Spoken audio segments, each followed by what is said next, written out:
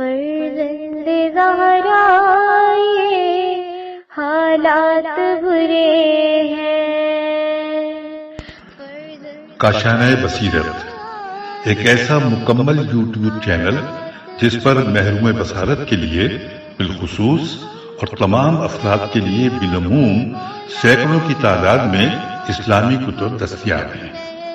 لہذا گزارش ہے کہ آپ اپنی ذمہ داری نبھاتے ہوئے کاشانۂ بصیرت کو سبسکرائب کرنے کے ساتھ ساتھ بیل آئیکن کو پریس کیجیے تاکہ آپ علم کے حصول کے ساتھ ساتھ مذہب اہل بیت کی اشاعت میں بھی اہم کردار ادا کرتے رہیں۔ کاشانۂ بصیرت، کاشانۂ بصیرت، کاشانۂ بصیرت۔ فرزند زہرا یہ حالات برے ہیں۔ السلام علیکم ورحمۃ اللہ وبرکاتہ۔ سامعین، آپ سماعت فرما رہے ہیں الکوثر فی تفسیر القرآن جلد پنجم۔ مفسر ہیں مولانا محسن علی نجفی صاحب۔ سورہ ہے سورہ مریم۔ قال انما انا رسول ربک لأہب لک غلاما زکیا۔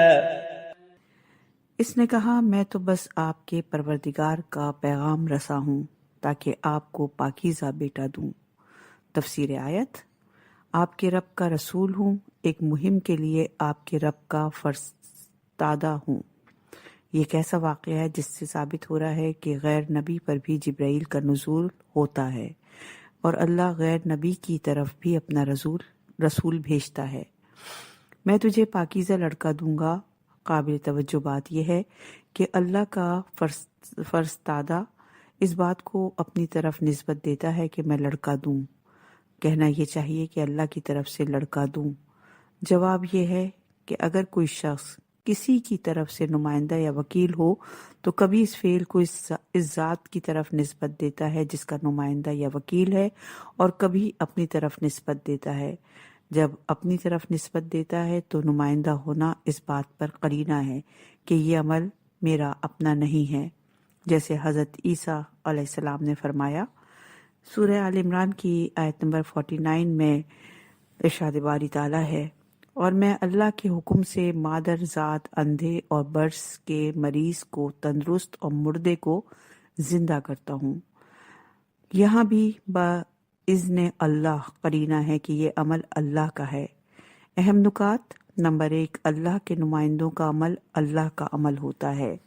قالت انا یکون لی غلام ولم یمسسنی بشر ولم اک بغیا۔ مریم نے کہا، میرے ہاں بیٹا کیسے ہوگا؟ مجھے کسی بشر نے چھوا تک نہیں ہے اور میں کوئی بدکردار بھی نہیں ہوں۔ تفسیر آیت۔ کسی بشر نے نہیں چھوا سے جائز اور حلال مباشرات کی نفی ہو گئی، اور بدکردار نہیں ہوں سے نامشروع مباشرات کی نفی ہو گئی۔ قال كذلك قال ربك هو علي حين ولنجعله آية للناس ورحمة منا وكان أمرا مقضيا۔ فرشتے نے کہا، اسی طرح ہوگا۔ آپ کے پروردگار نے فرمایا، یہ تو میرے لیے آسان ہے، اور یہ اس لیے ہے کہ ہم اس لڑکے کو لوگوں کے لیے نشانی قرار دیں اور ہماری طرف سے رحمت ثابت ہو، اور یہ کام طے شدہ ہے۔ تفسیر آیت۔ اس جملے کی تشریح سورہ آل عمران کی آیت نمبر 47 میں ملاحظہ فرمائیں۔ غیر مانوس طریقہ تولد سے ایک بچے کی معجزانہ ولادت میں کیا حکمت پوشیدہ ہے؟ اس طرف اشارہ ہے کہ اس میں ایک تو اللہ کی قدرت کاملہ کی ایک نشانی ہے کہ وہ اپنے ارادے میں کسی خاص طریقے کا محتاج نہیں ہے، اور دوسری طرف یہ بات ہے کہ اس مولود کے ذریعے اللہ اپنی رحمت کا جلوہ دکھانا چاہتا ہے کہ یہ مولود معاشرے کی مجبور و مخور انسانیت کے لیے مریضوں کی شفایابی جیسی رحمت الہی کا ایک مظہر ہوگا۔ یہ اللہ کا ایک اٹل فیصلہ تھا۔ اہم نکات۔ نمبر 1، اللہ کے لیے ہر کام آسان ہی ہوتا ہے۔ نمبر 2، غیر مانوس طریقے سے انسان پیدا کرنا اللہ کی قدرت کاملہ کی نشانی ہے۔ نمبر 3، حضرت عیسیٰ علیہ السلام کی نبوت میں رحمت کا پہلو غالب تھا۔ فحملته فانتبذت به مكانا قصيا. اور مریم اس بچے سے حاملہ ہو گئی اور وہ اسے لے کر دور مقام پر چلی گئیں. تفسیر آیت: دور جگہ سے مراد بیت اللحم ہے. یہ قدرتی بات ہے کہ عفت و طہارت کے خاندان کی ایک پاکیزہ لڑکی جو تقوی اور عبادت میں مشہور اور بیت المقدس میں اعتکاف اور عبادت میں مشغول ہو، یکا یک بغیر شوہر کے حاملہ ہو جائے تو کس قدر لوگوں کی طرف سے مورود لعن و طعن قرار پاتی ہے، یہ تو خدا بہتر جانتا ہے. بی بی مریم نے لوگوں کی طرف سے لعنت و ملامت سے بچنے کے لیے اپنی جگہ چھوڑ دی اور بیت المقدس سے دور بیت اللحم کی طرف نکل گئی. فأجاءها المخاض إلى جذع النخلة قالت يا ليتني مت قبل هذا وكنت نسيا منسيا. پھر زچگی کا درد انہیں کھجور کے تنے کی طرف لے آیا. کہنے لگی اے کاش میں اس سے پہلے مر گئی ہوتی اور صفائے فراموشی میں کھو چکی ہوتی. تفسیر آیت: ایک باعفت اور باغیرت دوشیزہ کے ہاں بن شوہر بچہ ہو جائے تو اس کا یہی حال ہونا چاہیے جس کا بی بی مریم اظہار کر رہی ہیں. یہاں ایک سوال یہ پیدا ہوتا ہے کہ جب بی بی مریم کو علم ہوا کہ یہ بچہ اللہ کی طرف سے معجزانہ طور پر پیدا ہو رہا ہے تو گھبرانا نہیں چاہیے تھا، بلکہ اللہ پر بھروسہ کر کر اطمینان سے پیش آنا چاہیے. اس کا جواب حضرت جعفر صادق علیہ السلام سے مروی حدیث ہے جس میں آپ نے اس پریشانی کی وجہ بیان فرمائی کیونکہ مریم سمجھتی تھیں کہ ان کی قوم میں کوئی فہم و فراست کا مالک شخص نہیں ہے جو مریم کو اس بدنامی سے بچا لے. اور یہ روایت، یہ حدیث موجود ہے مجموع البیان کی ذیل میں اور بحار الانوار کی جلد نمبر 14 صفحہ نمبر 221 پر.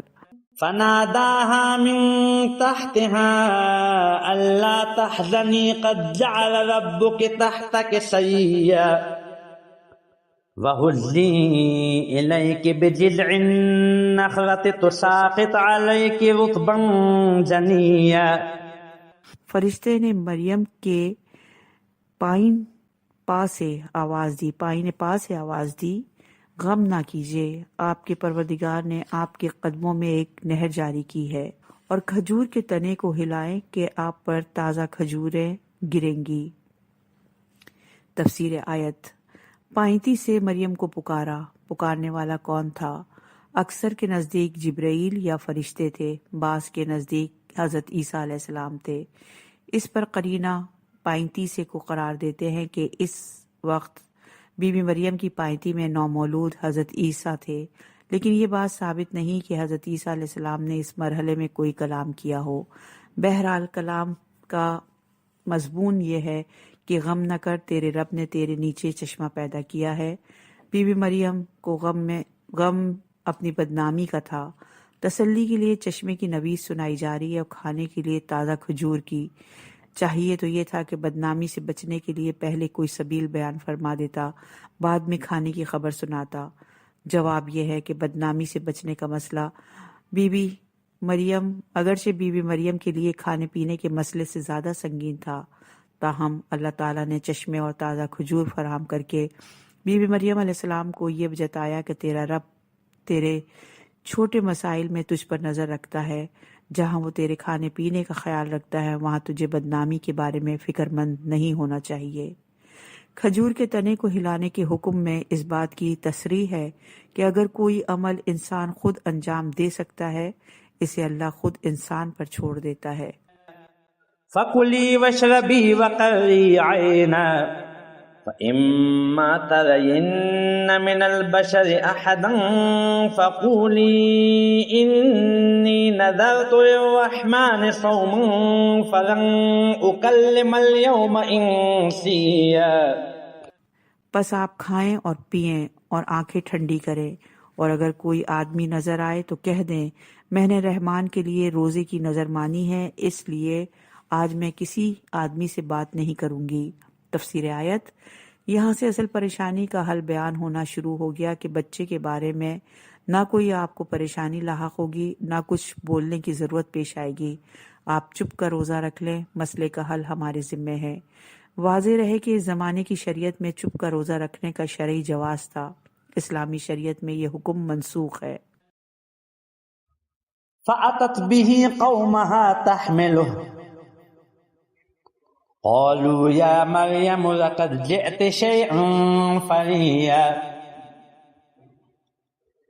يا أخت هارون ما كان أبوك امرأ سوء وما كانت أمك بغيا۔ پھر وہ اس بچے کو اٹھا کر اپنی قوم کے پاس لے آئیں۔ لوگوں نے کہا، اے مریم، تو نے بہت غضب کیا۔ اے ہارون کی بہن، نہ تیرا باپ برا آدمی تھا اور نہ ہی تیری ماں بد کردار تھی۔ تفسیر آیت: توقع کے مطابق قوم کے افراد نے اس معاملے کو بہت بڑی فضیحت قرار دیا ہے۔ ہارون کی بہن اس بارے میں متعدد اقوال میں مذکور ہے کہ نمبر 1، بنی اسرائیل میں ہارون نام کی ایک مقدس شخصیت گزری تھی۔ پرہیزگاری میں لوگ ان کو بطور مثال پیش کرتے تھے، اس طرح مراد شبیہ ہارون ہے۔ نمبر 2، بی بی مریم کے بھائی کا نام ہے جو باپ کی طرف سے بھائی تھے، نہ ماں سے۔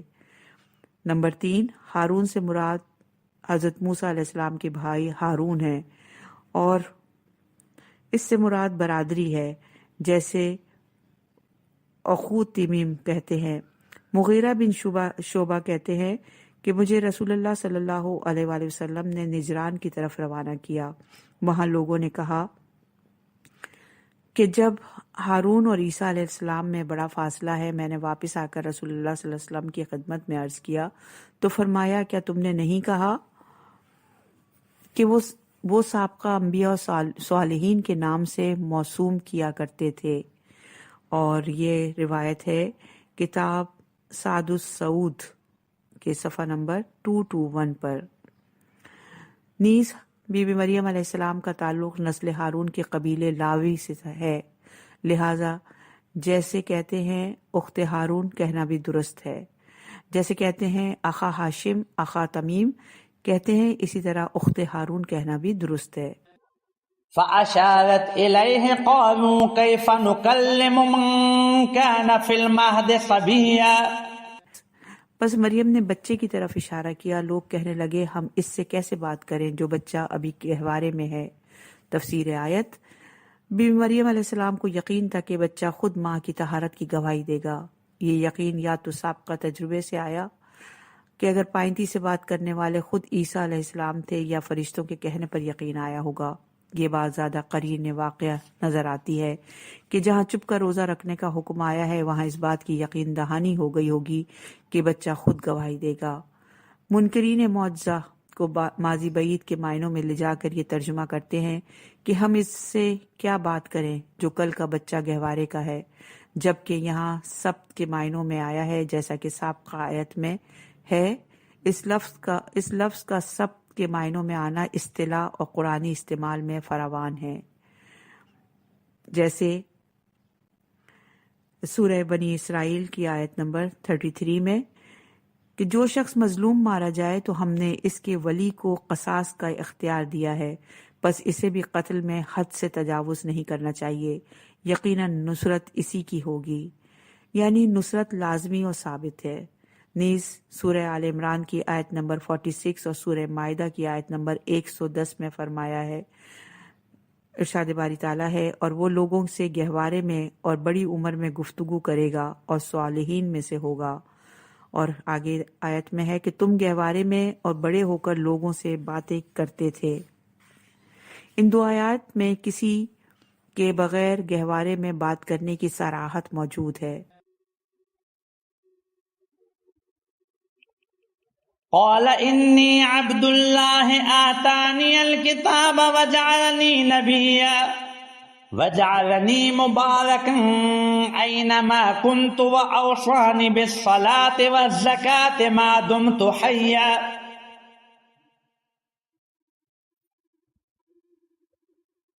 وبرا بوالدتی ولم یجعلنی جبارا شقیا۔ بچے نے کہا میں اللہ کا بندہ ہوں، اس نے مجھے کتاب دی اور مجھے نبی بنایا ہے، اور میں جہاں بھی رہوں مجھے بابرکت بنایا ہے اور زندگی بھر نماز اور زکوٰۃ کی پابندی کا حکم دیا ہے اور اپنی والدہ کے ساتھ بہتر سلوک کرنے والا قرار دیا ہے اور اس نے مجھے سرکش اور شقی نہیں بنایا۔ تفسیر آیات۔ حضرت عیسیٰ علیہ السلام اپنی پیدائش کے مسئلے کو براہ راست نہیں چھیڑتے، بلکہ اول تو گہوارے میں معجزانہ طور پر بات کرنا، پھر اللہ کی طرف سے کتاب و نبوت عطا ہونے کی گواہی سے دلاوت کا مسئلہ ناقابل شک طریقے سے حل ہو گیا۔ حضرت عیسیٰ علیہ السلام اپنے معجزانہ کلام میں چند باتوں کی صراحت فرمائی۔ نمبر 1، سب سے پہلے عبودیت و بندگی کا اقرار کیا، جو ایمان بخدا رکھنے والوں کے لیے بالعموم اور انبیاء علیہم السلام کے لیے بالخصوص سب سے اہم اور اولین بات ہے، اور بالاخص حضرت عیسیٰ علیہ السلام کے لیے جو معجزانہ طور پر بغیر باپ کے پیدا ہوئے ہیں، جس کی وجہ سے ان کے بندے خدا ہونے میں غلط فہمی کا امکان زیادہ تھا۔ چنانچہ دین توحید اسلام میں پہلے اپنے رسول کی عبودیت کی گواہی دی جاتی ہے، بعد میں رسالت کی۔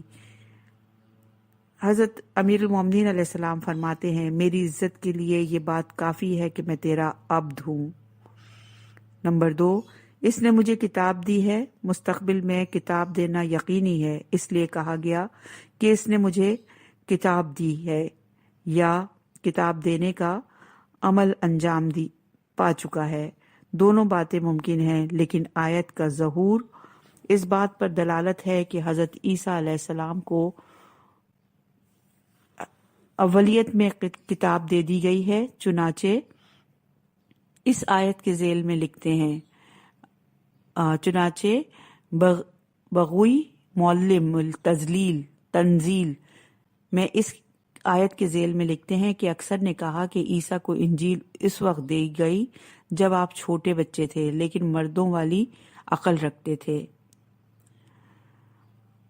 البحر المحیط میں لکھا ہے کہ ظہور سے معلوم ہوتا ہے کہ اللہ تعالیٰ نے ان کو طفلیت میں ہی نبی بنایا اور ان کی عقل کو کامل کیا، پھر طفولیت میں ہی نبوت پر فائز کیا۔ انس اور ابن عباس اس بات کے قائل ہیں کہ اللہ نے حضرت عیسیٰ علیہ السلام کو اس وقت کتاب عنایت فرمائی جب آپ شکم مادر میں تھے۔ نمبر 3، اس نے مجھے نبی بنایا۔ یہاں یہ سوال پیدا ہوتا ہے، کیا مستقبل میں نبی بنانے کی خبر ہے یا اسی وقت گہوارے میں نبی تھے؟ یہ بات تاریخ الانبیاء اور اوصیاء میں انوکھی نہیں ہے۔ عالم طفلیت میں ہی ایک ہستی صاحب کتاب اور منصب نبوت پر فائز ہو جائے، اس کی متعدد مثالیں موجود ہیں۔ نمبر 4، اللہ نے مجھے خیر و برکت کا ذریعہ بنایا ہے، اس طرح کے لوگوں کی تعلیم و تزکیے کے ذریعے، خبر پھیلانے اور مریضوں کو شفایابی کے ذریعے۔ نمبر 5، نماز و زکوٰۃ یعنی بندگی اور بندہ نوازی تمام ادیان الہی کی تعلیمات میں ستون کی حیثیت رکھتے ہیں۔ انبیاء علیہم السلام نے مہد سے لحد تک اپنی پوری زندگی ان 2 چیزوں کو عام کرنے میں صرف فرمائی۔ نمبر 6، مجھے اپنی والدہ کے ساتھ نیکی کرنے والا بنایا۔ والدین پہ نیکی کرنا انبیاء علیہ السلام کا اخلاق ہے۔ یہ ایک ایسی نیک خصلت ہے کہ اولو العزم انبیاء کے لیے بھی ایک فضیلت اور امتیاز ہے۔ والسلام علی یوم ولدت و یوم اموت و یوم ابعث حیا۔ اور سلام ہو مجھ پر جس روز میں پیدا ہوا اور جس روز میں وفات پاؤں گا اور جس روز زندہ کر کے اٹھایا جاؤں گا۔ تشریح کے لیے ملاحظہ ہو اس سورے کی آیت نمبر 15۔ ذلك عیسی ابن مریم قول الحق الذی فیہ یمترون۔ یہ ہیں عیسیٰ بن مریم اور یہ ہے وہ حق بات جس میں لوگ شبہ کر رہے ہیں۔ تفسیر آیات۔ عیسیٰ کے بارے میں حق پر مبنی واقعہ یہ ہے کہ وہ عبد خدا ہیں اور اللہ کے رسول ہیں۔ انہیں کتاب دی گئی ہے، نہ وہ فرزند خدا ہیں جیسا کہ عیسائیوں کا نظریہ ہے، اور نہ ہی ان کی ولادت با طہارت میں شک ہے جیسا کہ یہود کی طرف سے لازم ہے۔ ما كان لله أن يتخذ من ولد سبحانه إذا قضى أمرا فإنما يقول له كن فيكون۔ اللہ کے شایانہ شان نہیں کہ وہ کسی کو بیٹا بنائے، اور وہ ایسی باتوں سے پاک ہے جب وہ کسی امر کا ارادہ کر لیتا ہے تو بس اس سے فرماتا ہے ہو جا سو وہ ہو جاتا ہے۔ تفسیر آیت: اللہ تعالیٰ و باقی کائنات کا تعلق کن فیکون ہے، خلق اور ایجاد کا تعلق ہے، تولیت کا تعلق نہیں ہے۔ مزید تشریح کے لیے سورہ بقرہ کی آیت نمبر 116 ملاحظہ ہو۔ وَإِنَّ اللَّهَ رَبِّي وَرَبُّكُمْ فَاعْبُدُوهُ هَذَا صِرَاطٌ مُسْتَقِيمٌ۔ اور یقیناً اللہ ہی میرا رب ہے اور تمہارا رب ہے، بس اس کی بندگی کرو، یہی راہ راست ہے۔ تفسیر آیت: سیاق کلام یہ ہے کہ اے رسول کہہ دیجئے کہ اللہ ہی تمہارا اور میرا رب ہے۔ رسول اللہ صلی اللہ علیہ وآلہ وسلم کے لیے حکم ہو رہا ہے اور کلام عیسیٰ نہیں، اور یہ کلام عیسیٰ نہیں ہے، چونکہ کلام عیسیٰ کا سلسلہ تو آیت نمبر 33 پر ختم ہوا ہے۔ اس آیہ مبارکہ میں فرمایا چونکہ اللہ ہی رب ہے لہٰذا اسی کی عبادت کرو۔ اس سے یہ بات واضح ہو جاتی ہے کہ عبادت صرف رب کی ہوتی ہے، اسی لیے ہم نے عبادت کی تعریف اختیار کی ہے۔ عبادت یہ ہے کہ کسی کی تعظیم اس عنوان سے کی جائے کہ وہ رب و خالق ہے، لہٰذا اگر کسی کی تعظیم رب اور خالق کے عنوان سے نہ ہو تو یہ تعظیم عبادت اور شرک نہیں ہے۔ فاختلف الأحزاب من بينهم فويل للذين كفروا من مشهد يوم عظيم۔ مگر مختلف فرقوں نے باہمی اختلاف کیا، پس تباہی ان کافروں کے لیے ہوگی بڑے دن کے لیے حاضر ہونے سے۔ تفسیر آیت: یہ مسیحی فرقوں کے آپس کے اختلافات کا ذکر ہے۔ کلیسا کی تاریخ نزاعت اور اختلافات سے پر ہے۔ پہلے یہ اختلاف رونما ہوا کہ حضرت مسیح اللہ ہیں یا رسول۔ ایک نظریہ تو یہ تھا کہ مسیح اللہ کے رسول ہیں، دوسرا یہ کہ رسول ضرور ہیں لیکن ایک خاص مقام ہے، تیسرا یہ کہ مسیح اللہ کا بیٹا ہے، مخلوق ہے، چوتھا یہ کہ اللہ کا بیٹا ہے، مخلوق نہیں ہے، باپ کی طرح قدیم ہے۔ اس کے بعد روح القدس کے بارے میں ایک اور اختلاف پیدا ہوا۔ کچھ نے کہا روح القدس کو بھی خدا کا درجہ حاصل ہے، کچھ منکر ہو گئے۔ 381 عیسوی میں قسطنطنیہ میں ایک فیصلہ ہوا جس میں روح القدس بھی خدا کے درجے پر فائز ہوا۔ تثلیث کی اس نظریے کو آخری شکل دے دی گئی۔ اس کے بعد حضرت مسیح نے انسانی، خدائی، ملکوتی، لاہوتی اور ناسوتی پہلوؤں پر اختلافات رونما ہوتے رہے۔ تفصیل کے لیے ملاحظہ ہو سورہ مائدہ کی آیت نمبر 73۔ اسمع بهم وابصر يوم يأتوننا لكن الظالمون اليوم في ضلال مبين۔ جس دن وہ ہمارے سامنے ہوں گے تو اس وقت کیا خوب سننے والے اور کیا خوب دیکھنے والے ہوں گے، لیکن آج یہ ظالم لوگ سری گمراہی میں ہیں۔ تفسیر آیات: دنیا میں ان کی بصارت و سماعت پر مفادات، خواہشات اور آرزوؤں کے تہ بتہ پردے پڑے ہوئے ہیں۔ قیامت کے دن یہ سارے پردے ہٹ جائیں گے اور ہر چیز کما حقو نظر آئے گی۔ چنانچہ دوسری جگہ فرمایا تو اس چیز سے غافل تھا، چنانچہ ہم نے تجھ سے تیرا پردہ ہٹا دیا، آج تیری نگاہ بہت تیز ہے۔ یہ ہے سورہ قاف کی آیت نمبر 22۔ اہم نکات: نمبر 1، پردے ہٹنے کے بعد کا ایمان کوئی فائدے نہیں دے گا۔ وَأَنذِرْهُمْ يَوْمَ الْحَسْرَةِ إِذْ قُضِيَ الْأَمْرُ وَهُمْ فِي غَفْلَةٍ وَهُمْ لَا يُؤْمِنُونَ۔ اور اے رسول انہیں حسرت کے دن سے ڈرائیے جب قطعی فیصلہ کر دیا جائے گا اور یہ لوگ غفلت میں پڑے ہیں اور یہ ایمان نہیں لاتے۔ تفسیر آیت: حسرت کا دن کافروں اور مشرکوں کے لیے نہایت المناک دن ہوگا۔ مجموع البیان میں مذکور ہے کہ صحیح مسلم میں آیا ہے کہ رسول اکرم صلی اللہ علیہ وآلہ وسلم نے فرمایا جب اہل جنت جنت میں اور اہل جہنم جہنم میں داخل ہو جائیں گے تو صدا دی جائے گی، اے اہل جنت، تو وہ سر اٹھائیں گے اور دیکھنے لگیں گے اور صدا دی جائے گی، اے اہل جہنم، وہ بھی سر اٹھائیں گے اور دیکھنے لگیں گے۔ پھر موت کو ایک جانور کی شکل میں لایا جائے گا۔ ان سے کہا جائے گا کیا تم موت کو پہچانتے ہو؟ کہیں گے یہی ہے۔ سب اسے پہچان لیں گے، پھر اسے ذبح کیا جائے گا۔ پھر کہا جائے گا کہ جنت والو جاوید ہو، تمہیں موت نہیں آئے گی، جہنم والو تم بھی ہمیشہ رہو گے، موت نہیں آئے گی۔ یہی مطلب ہے کہ صاحب مجموع البیان فرماتے ہیں ہمارے علماء نے اس روایت کے آخر میں یہ بات امام محمد باقر علیہ السلام سے روایت کی ہے کہ اہل جنت اس قدر خوش ہوں گے کہ اگر اس دن کسی نے مرنا ہوتا تو یہ لوگ خوشی سے مر جاتے، اور جہنم والے ایسی ایک چیخ ماریں گے کہ اس دن کسی نے مرنا ہوتا تو وہ مر جاتے۔ اہم نکات: نمبر 1، انسان کو قیامت کے دن کی حسرت سے بچنے کی فکر کرنی چاہیے۔ انا نحن نرث الارض ومن عليها والينا يرجعون، اور ہم ہی زمین کے اور جو کچھ اس پر ہے سب کے وارث ہوں گے، پھر وہ ہماری طرف لوٹائے جائیں گے۔ تفسیر آیت: زمین اور زمین والوں پر صرف اللہ کی حکمرانی ہوگی، نہ زمین کا کوئی مالک رہے گا، نہ زمین والے کسی چیز کے مالک رہیں گے۔ دنیا میں اگرچہ زمین والے خود مختار اپنے ارادے میں آزاد ہونے کی وجہ سے کسی چیز کا اختیار رکھتے تھے، لیکن قیامت کے دن یہ خود مملوک اور مسلوب بال اختیار ہو جائیں گے اور کلی طور پر اللہ کے قبضے اختیار میں ہوں گے۔ ان کا وارث اللہ ہوگا، اور یہ آیت مالک یوم الدین کی دوسری تعبیر ہے۔ اہم نکات: نمبر 1، قیامت کے دن صرف اللہ کا اختیار نافذ ہوگا۔ واذکر فی الکتاب ابراہیم انہ کان صدیقا نبیا، اور اس بات میں ابراہیم کا ذکر کیجئے، یقیناً وہ بڑے سچے نبی تھے۔ تفسیر آیت: صدوق سے صیغہ مبالغہ ہے۔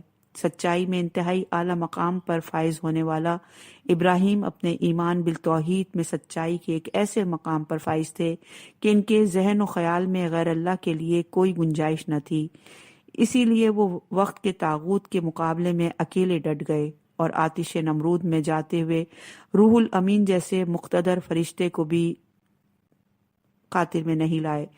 جہاں جبرائیل نے خلیل اللہ علیہ السلام سے پوچھا تھا آپ کی کوئی حاجت ہے، تو خلیل اللہ نے فرمایا اگر آپ سے کوئی ہے مگر آپ سے کوئی حاجت نہیں۔ یہ روایت، یہ حدیث ہے علل الشرع میں کہ جلد نمبر 1 میں، اور اس کا حدیث کا نمبر ہے، یہ روایت ہے علل الشرع کی جلد نمبر 1 اور صفحہ نمبر 35 پر۔ اہم نکات: نمبر 1، صدیق وہ ہے جس کا کوئی فعل اس کے قاعدے کے خلاف نہ ہو۔ اذ قال لأبيه يا أبت لم تعبد ما لا يسمع ولا يبصر ولا يغني عنك شيئا، جب انہوں نے اپنے باپ چچا سے کہا اے ابا، آپ اسے کیوں پوچھتے ہیں جو نہ سننے کی اہلیت رکھتا ہے اور نہ دیکھنے کی، اور نہ ہی آپ کو کسی چیز سے بے نیاز کرتا ہے۔ تفسیر آیت: عبادت کے 2 اہم ارکان ہیں، ایک یہ کہ جس کی عبادت کی جائے وہ راضی ہو، دوسرا اپنے معبود کی رضائیت سے فائدہ اٹھائے۔ بتوں میں یہ دونوں باتیں نہیں ہیں۔ بت نہ عبادت کو دیکھتے ہیں نہ سنتے ہیں کہ تمہاری عبادت کا علم ہو جائے اور تم پر راضی ہو جائیں، اور شعور و حیات کے مالک نہ ہونے کی وجہ سے تمہیں کوئی فائدہ بھی نہیں دے سکتے۔ یا ابت انی قد جاءنی من العلم ما لم یأتک واتبعنی اہدک صراطا سویا، اے ابا، بتحقیق میرے پاس وہ علم آیا ہے جو آپ کے پاس نہیں آیا، بس آپ میری بات مانیں، میں آپ کو سیدھی راہ دکھاؤں گا۔ تفسیر آیت: حضرت ابراہیم علیہ السلام کو اللہ تعالیٰ نے علم کے اس مقام پر فائز کیا تھا جس کے بعد ابراہیم علیہ السلام کے لیے اللہ کی وحدانیت پر وہ یقین حاصل ہو گیا کہ جس سے حضرت ابراہیم علیہ السلام چٹان کی طرح مضبوط اور دریا کی طرح بے کراں ہو گئے تھے۔ آپ علیہ السلام کو اللہ نے مقام علم و یقین پر فائز کرنے کے لیے ملکوت کی سیر کرائی تھی۔ حضرت ابراہیم علیہ السلام نے اپنی اس دعوت میں علم کو سند اور قابل اتباع قرار دیا۔ اس سے معلوم ہوا کہ اتباع عالم کا ہوتی ہے، اتباع عالم کی ہوتی ہے، جس کے پاس سب سے زیادہ علم ہوگا وہی قابل اتباع ہوگا۔ اہم نکات: نمبر 1، اتباع عالم کی ہی ہوتی ہے، یہاں عالم کی جمع عالم بیان کی گئی ہے۔ نمبر 2، امت میں جس کے پاس سب سے زیادہ علم ہوگا اتباع اسی کی ہوگی۔ نمبر 3، صراط مستقیم کی طرف ہدایت عالم کر سکتا ہے۔ یا ابت لا تعبد الشیطان ان الشیطان کان للرحمن عصیا یا ابت انی اخاف ان یمسک عذاب من الرحمن فتکون للشیطان ولیا۔ اے ابا، شیطان کی پوجا نہ کریں کیونکہ شیطان تو خدائے رحمان کا نافرمان ہے۔ اے ابا، مجھے خوف ہے خدائے رحمان کا عذاب آپ کو گرفت میں لے لے، ایسا ہوا تو آپ شیطان کے دوست بن جائیں گے۔ تفسیر آیات۔ شیطان کی عبادت سے مراد اطاعت ہے۔ یہاں شیطان کی اطاعت سے منع کیا گیا ہے، جیسا کہ دوسری جگہ فرمایا ہے سورہ یاسین کی آیت نمبر 60 میں۔ یہاں شیطان کی اطاعت 60 میں، اے اولاد آدم، کیا ہم نے تم سے عہد نہیں لیا تھا کہ تم شیطان کی پرستش نہ کرنا؟ یہ ہے سورہ یاسین کی آیت نمبر 60 کا ترجمہ۔ قال اراغب انت عن آلهتنا یا ابراہیم لئن لم تنتہ لأرجمنک واہجرنی ملیا۔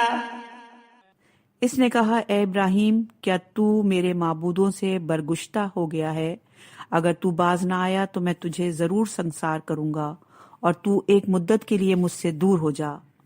تفسیر آیت۔ منکر کے پاس جب منطق نہیں ہوتی تو طاقت کے استعمال پر اتر آتا ہے۔ وہ اپنے بہت سے معبودوں کا ذکر کرتا ہے، چنانچہ میں ان معبودوں کے 5000 تک کے ناموں کے کتبوں کا انکشاف ہوا ہے۔ حضرت ابراہیم علیہ السلام کو اپنے پاس سے ایک طویل مدت یا ہمیشہ کے لیے دور ہونے کو کہا۔ اس سے اندیا ملتا ہے کہ حضرت ابراہیم علیہ السلام آزر کے پاس ہوتے تھے۔ اس سے اس بات کو تقویت ملتی ہے کہ حضرت ابراہیم علیہ السلام کے والد اس وقت زندہ نہیں تھے۔ قال سلام علیک سأستغفر لک ربی انہ کان بی حفیا۔ ابراہیم نے کہا، آپ پر سلام ہو، میں آپ کے لیے اپنے رب سے مغفرت طلب کروں گا، یقیناً وہ مجھے پر نہایت مہربان ہے۔ تفسیر آیت۔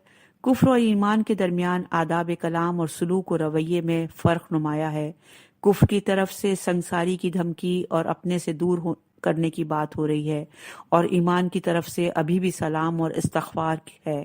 سنگساری کے مقابلے میں سلام اور دوری اور نفرت کے مقابلے میں استغفار۔ واضح رہے، حضرت ابراہیم علیہ السلام نے ابتدائے دعوت میں آزر کے لیے اس لیے استغفار کی کہ یہ استغفار ایک مدت کے لیے تھی جس میں حضرت ابراہیم علیہ السلام نے ان سے وعدہ کیا تھا۔ چنانچہ ایک مدت کے بعد جب اس کے کفر پر قائم رہنے کا علم ہوا تو استغفار کرنا چھوڑ دیا۔ ہم نے پہلے واضح کیا کہ آزر حضرت ابراہیم علیہ السلام کے حقیقی والد نہیں تھے اور مشرک کے لیے استغفار ممنوع ہے۔ چنانچہ فرمایا، اور یہ ہے سورہ توبہ کی آیت نمبر 113 کا ترجمہ، کہ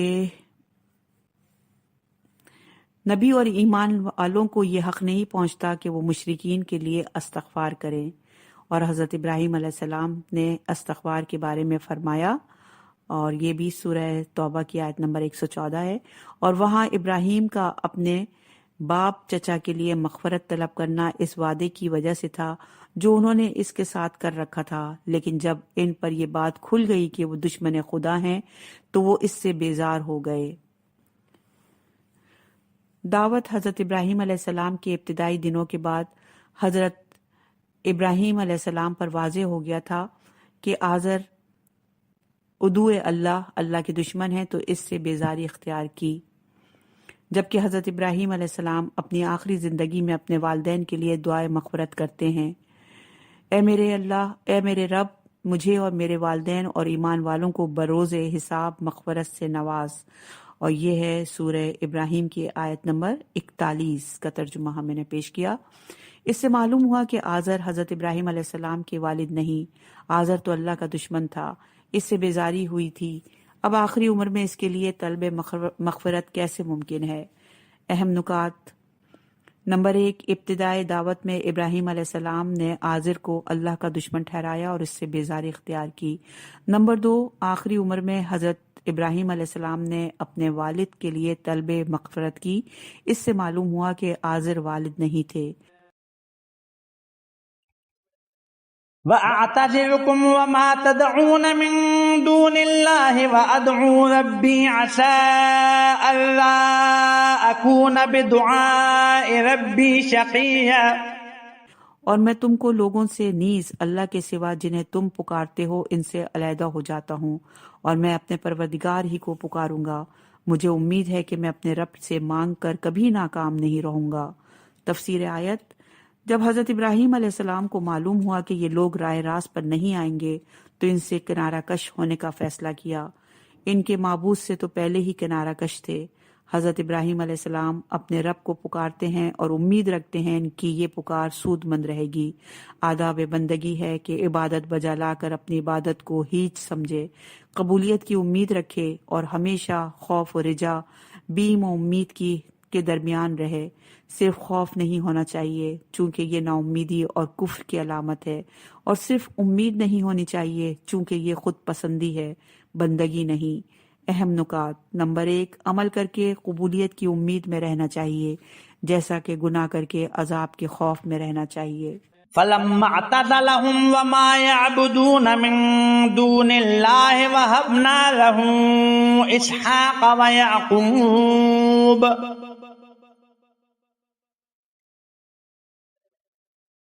وَكُلًّا جَعَلْنَا نَبِيًّا۔ پھر جب ابراہیم ان لوگوں سے اور اللہ کے سوا جنہیں یہ لوگ پوچھتے تھے ان سے کنارہ کش ہوئے تو ہم نے انہیں اسحاق اور یعقوب عطا کیے اور سب کو ہم نے نبی بنایا۔ تفسیر آیت: اولاد کی عنایت اور سلسلہ نبوت کو حضرت ابراہیم علیہ السلام کی نسل میں قرار دینے کا فیصلہ حضرت ابراہیم علیہ السلام کی طرف سے جہاد، صبر اور استقامت اور کڑی سے کڑی آزمائش سے نکلنے کے بعد ہوا۔ اس سلسلے کی آخری آزمائش ہجرت تھی۔ ہجرت کے بعد امتحان کا دور ختم ہوا اور دین اور دنیا کی آسائش شروع ہوئی، جیسا کہ سورہ نحل کی آیت نمبر 41 میں فرمایا، اور جنہوں نے ظلم کا نشانہ بننے کے بعد اللہ کے لیے ہجرت کی انہیں ہم دنیا میں اچھا مقام دیں گے اور آخرت کا اجر تو بہت بڑا ہے اگر وہ جانتے ہوتے۔ اہم نکات: نمبر 1، راہ خدا میں ہجرت دنیا اور آخرت دونوں میں آسائش لاتی ہے۔